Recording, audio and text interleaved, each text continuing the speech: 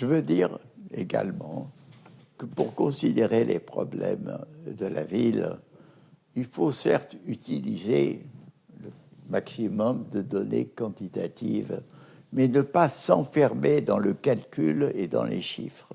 Le calcul et les chiffres ne montrent qu'un aspect extérieur des problèmes humains, parce que le calcul est incapable de concevoir le bonheur, la souffrance, le malheur, le désir, la haine, enfin tout ce qui est la vie, tout ce qui sont les sentiments, tout ce qui fait notre propre vie.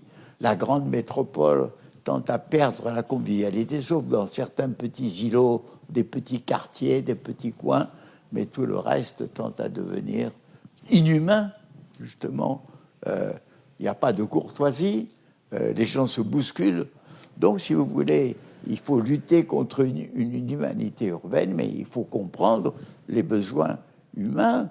La préoccupation de l'humain doit être primordiale. Et justement, le propre de la pensée complexe, c'est qu'une fois que vous voyez tous les aspects d'un phénomène, vous mettez au centre le problème humain.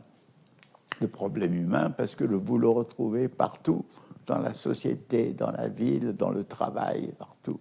Et c'est l'aspect humain. Alors qu'on tente, le calcul tente à faire de nous des objets. Mais si on va au-delà du calcul, nous ne sommes pas que des objets. Nous sommes aussi des sujets de droit, des individus concrets.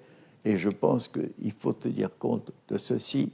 Plus la ville devient inhumaine, plus la façon de revoir la ville est quantitative, donc inhumaine, plus nous devons réagir dans un sens contraire.